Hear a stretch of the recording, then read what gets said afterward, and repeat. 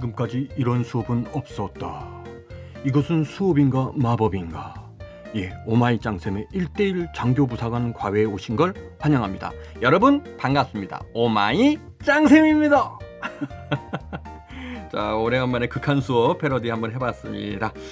자, 지난 시간에 이어서 이번 시간에도 여러분들 계속돼서 군생활관의 지휘관에게 인정받는 방법이라는 내용으로 여러분들과 함께 같이 한번 수업 내용 진행해 보도록 하겠습니다.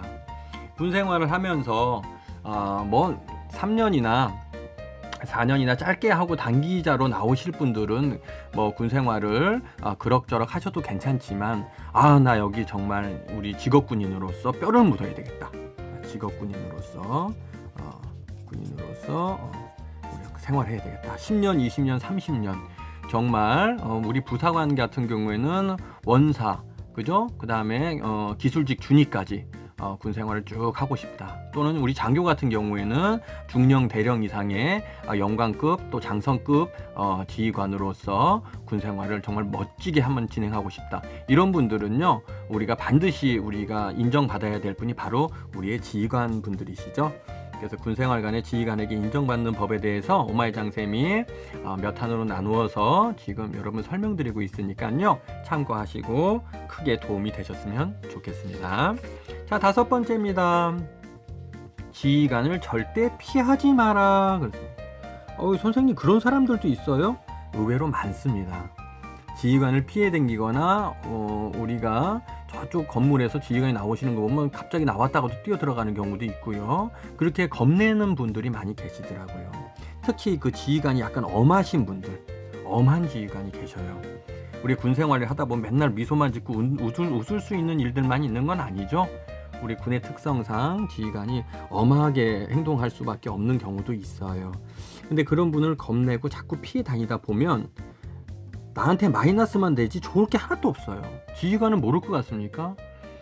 소대장이라는 사람이 내가 나타나가 중대에 가거나 이렇게 가서 보면 그냥 도망가. 안 보여. 뭐 한 달이 지나도 그리고 점심 식사할 때 간부 식당에 나타나지도 않아.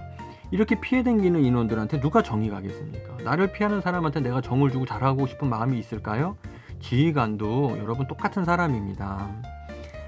무섭고 겁나는 지휘관도 알고 보면 따뜻한 마음을 가진 아주 우리가 쉽게 볼 수 있는 그런 아저씨들이 많아요. 겉으로만 그냥 그렇게 하고 부대를 위해서 소리를 지르고 엄하게 하실 수도 있지만 그렇다고 해서 우리가 피해 다니면 안 됩니다. 그것이 나한테 결코 군생활하는데 득이 되지 않아요. 그렇게 겁나고 무서운 지휘관일수록 우리가 먼저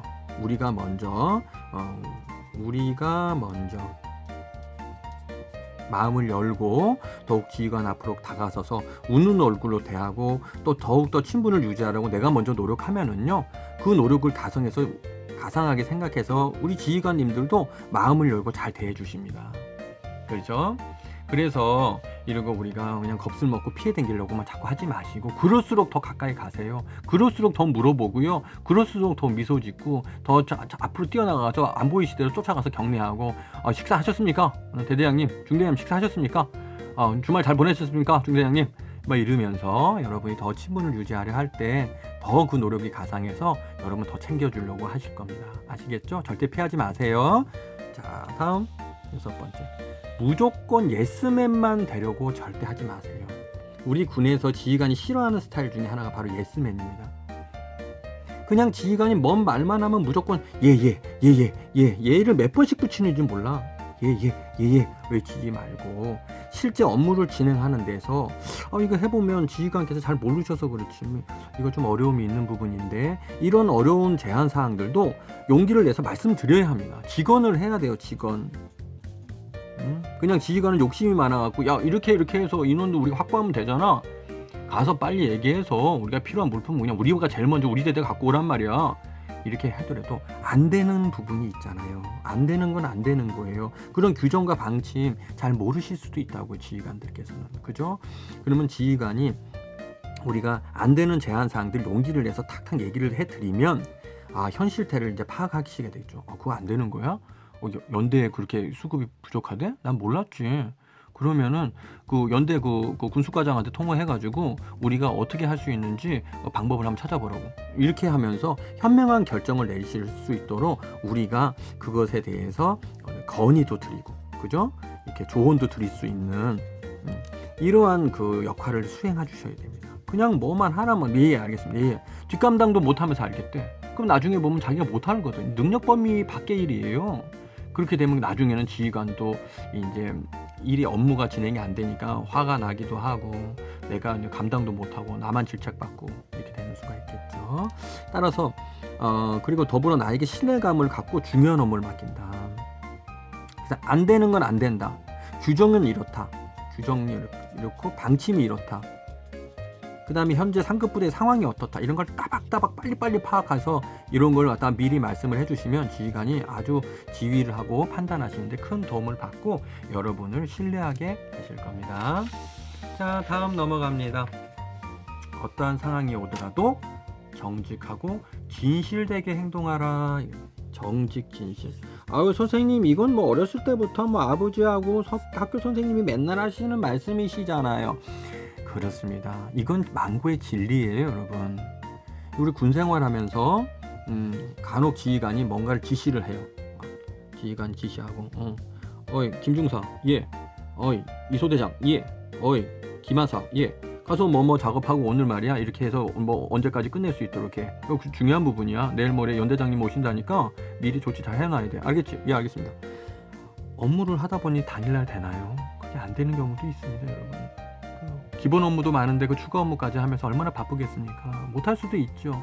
근데 이제 저녁 때 대대장님이 이제 결산 때나 중대장이 저녁 때 결산 회의할 때, 이하사고 다 처리됐어? 그 중요한 부분이 아까 아침에 지시했잖아. 그러면 가만히 보니까 얼마 안 남았거든. 그러니까 예, 다 끝났습니다. 예, 마무리 다 됐습니다. 확인까지 다 했습니다. 확실한 거지? 아, 예, 다. 제가 직접 가서 봤습니다. 이렇게 거짓말을 한다고. 거짓말을 하면은요, 이거를 갖다 그때는 면피. 그냥 살짝 넘어갈 수가 있어요. 하지만 이렇게 거짓말을 했다가 나중에 들통이 나잖아요. 지휘관이 가만히 있을 것 같죠. 저녁 때 퇴근하면서 거기 꼭 가봅니다. 여지껏 잘했던 거예요. 여러분 이미지, 좋았던 이미지 한 방에 날아갑니다. 거짓말쟁이가 돼버리는 거예요. 좋았던 이미지가. 이게 진짜 무서운 거예요, 여러분. 그동안 내가 이 부대 전입와서 석 달, 넉 달 이상 그렇게 신임을 쌓고 잘한다고 중대장도 좋게 생각하고 대대장도 저렇게 생각했는데 이런 거짓말 한두 방에 그냥 난 이미지가 거짓말쟁이가 돼버린다. 그러면 이거 뒷감당 못하는 겁니다. 아직 안 되어 있는 것은 아직 못했다고 있는 그대로 얘기하세요. 보고하고 꾸중 들으면 어떻습니까? 그게 나중에 나를 위해서 더 좋은 행동입니다. 죄송합니다. 그냥 딱 사족 달 필요도 없어. 핑계 대지 말고 죄송합니다. 제가 업무를 이거 하다 보니까 저 확인을 못했는데 내일 오전까지만 한번 지켰습니다. 그래. 아니 너는 내가 지시를 했는데 그래 마무리 안 됐어? 예. 내일 오전까지 확실하게 마무리 지켰습니다. 그래라. 그렇게 하면 되지 뭐. 내일 오전에 연락 줘. 알겠습니다. 이렇게 하면 되는 거예요. 그러면 그 대신 지휘관은 뭐라고 생각해? 쟤는 나한테 거짓말 안 한다. 쟤는 확실하게 정직한 아이라는 이미지가 내 머릿속에 박힌다고. 그러면 믿고 업무를 줄 수가 있는 거예요. 아시겠죠? 누가 보지 않더라도 누가 나를 확인하지 않더라도 항상 성실하고 진실되게 업무를 한다는 이미지를 갖고 있으면요. 그 다음부터 주임원사도 그렇고 지휘관도 나를 믿고 아주 중요한 직책들도 많이 맡기고요. 좋은 또 그만큼 격려도 많이 해주십니다. 아시겠죠? 자, 8번 인접 장교와 부사관들과 좋은 친분을 유지하라 입니다, 여러분. 자, 친분 유지 이거 쉬울 것 같죠? 상당히 어렵습니다, 사실은. 군생활 하다 보면요 정말 다양한 인간들이 있어요. 다양한 인간. 자, 이게 무슨 말이냐, 직책은 높으면서 상당히 뭐라 그럴까 게으른 이런 상급자도 있고요, 업무를 떠넘기는 이런 상급자도 있고요, 매너가 기본 매너가 안 갖추어져 있는 이런 그 상급자도 있고, 참 다양한 인간들 군상들이 모여서 생활하는 곳이 바로 군생활입니다. 그러니까 이쪽에서 나에게 이렇게 좋지 않게 나오는데 내가 어떻게 그 사람들하고 좋은 친분을 유지합니까? 이렇게 하더라도 그래도 장교와 부사관은 그죠? 그런 부분도 뛰어넘어서 그 부분을 뛰어넘어서 내 사람을 만들고 업무를 잘 진행해 나가는 게 그게 바로 능력이에요. 특히 이 장교와 부사관 서로 티격태격 한다고 뭐 푸른 거탑이나 이런데 이렇게 보면은 그냥 뭐 자네가 이 부대 주임원사인가? 뭐 무슨 쏘이가 와서 그런 얘기를 하던데 상상도 안 되는 얘기입니다. 야전 실무 부대에서 그렇게 얘기하는 사람이 세상에 어디 있겠습니까? 자기 아버지 뻘 되는 사람에게, 그죠? 그래서 장교와 부사관은 서로가 업무 파트너이므로 함부로 대화다가는 나중에 도와주는 사람 하나도 없어갖고 내가 외톨이가 되는 경우가 있어요. 그래서 내가 무슨 참모다, 인사 참모다라든지 군수 참모다 또는 소대장이다, 뭐 업무를 진행할 수가 없어. 부사관들이 안 도와주니까요, 여러분. 부사관은 부사관단이라는 게 형성이 돼 있어요. 부사관단. 이 부사관단이라는 거는 우리 부대의 실질적인 주인이라는 생각과 자긍심을 가지고 있는 분들입니다. 굉장히 자부심으로 똘똘 뭉친 부대를 이끌어 나가는 안주인들이죠. 이분들은 부대에서 5년, 10년, 15년, 20년, 30년까지도 근무하셨던 분들이 계셔요. 주임원사 같은 경우에는. 이런 분들에게 이제 갓 전입 온 초급 장교가 나는 직급이 높다고 해서 함부로 대한다거나 저 사람하고 나하고는 업무에서 서로 전혀 관여될 일이 없으니까 내가 함부로 해도 된다고 생각했을 때는 나중에 부사관단에 그런 소문이 쭉 퍼지게 됐다. 그래서 전입은 무슨 쏘이가 또는 현재 갓 이제 참모로 올라오신 무슨 중위가 부사관들을 함부로 대한다. 이런 이미지가 퍼지면은요, 부대 업무 못합니다. 아무도 안 도와주려고 그래요. 그렇게 되면 나는 외톨이가 되고요, 부대에서 업무 못하는 사람이 되고 우스갯거리가 될 수가 있어요. 그래서 유능한, 즉 용병술을 잘하는 간부는 그런 부사관들을 다 내 사람으로 만들고요, 그분들과 친분을 유지하면서 업무를 잘 꾸려나가는 사람이 정말 인정받고 앞으로 장성까지 갈 수 있는 유능한 장교가 될 수 있는 것입니다. 이것은 부사관들도 마찬가지고요, 장교와의 관계를 잘 현명하게 만들어 나가시는 게 중요합니다. 특히 군 경험이 부족한 장교들은 군 경험이 풍부한 부사관들에게 절대 함부로 대하지 말고 업무 협조자로 철저하게 인식을 하고 서로 존중을 하면서 경어, 그랬어요 저랬어요 경어를 사용하면서 서로 예의를 지키면서 사이좋게 근무하는 것이 우리 군 생활을 또는 군대 업무를 잘하는 비법 중에 하나라는 거 꼭 기억하시기 바라겠습니다. 아시겠죠? 자, 다음 넘어가서 9번으로 갑니다. 9번은 어떤 게 있을까요? 뚠뚜룬뚜룬뚠뚜룬뚜룬 뚠뚠뚠뚠뚠 9번으로 갑니다. 8번이 계속 이어지네요. 오마이짱 쌤이 드리고 싶은 얘기가 많았었나 보네요. 자, 그래서 지휘관도 우리 이제 뭐 지휘관이라고 하는 것이 여러분 규정을 한번 말씀드리면 대대장, 그죠? 야전 실무부대 대대장, 중대장, 그죠? 그 이상 또 연대장, 이런 식으로 부대의 장이에요. 요 중대장은 통상 우리가 대위가 임무를 수행하는데요, 요때부터가 우리가 지휘관이라고 하는 용어를 사용합니다. 왜냐하면 이분들이 뭐가 있기 때문에 그래. 이때부터 인사권이 있어요. 내가 병사를 뭐 외부로 전출 보내고 전입시키고 징계할 수 있는 징계 권한도 있는 것이 바로 중대장부터가 진행이 되는 거예요. 그래서 이분부터 우리가 지휘관이 된다. 그죠? 그래서 우리가 소대장을 가든 부소대장을 가든 바로 직속 상관이 중대장님이 되시고 그 위에 차상급 지휘관이 대대장님이 계시고 그 위에 연대장, 사단장 쭉 연결해서 이렇게 지휘관분들이 계시는 거겠죠.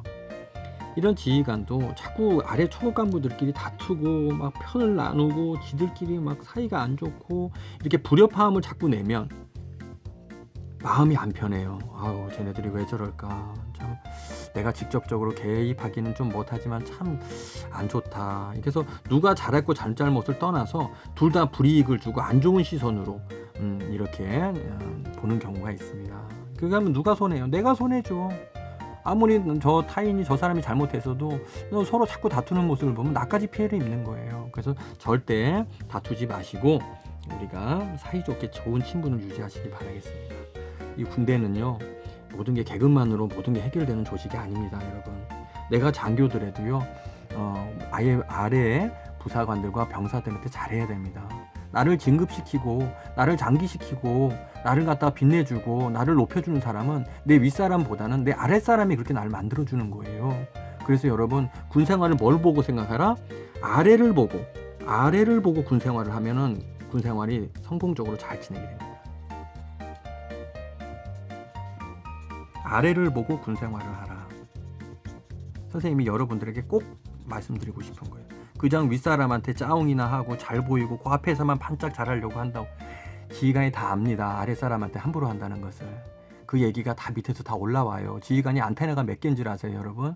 안테나 여러 개 펴고 있어요. 여러분이 움직이는 거 다 알고 있어요, 지휘관은. 그렇기 때문에 항상 밑에 있는 병사들과 예하 간부들, 그죠? 간부들, 이 사람들한테 잘하세요. 그러면 반드시 여러분들에게 좋은 평이 이어질 겁니다.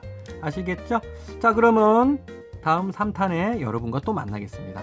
여러분 궁금하신 사항 댓글로 많이 달아주시고요.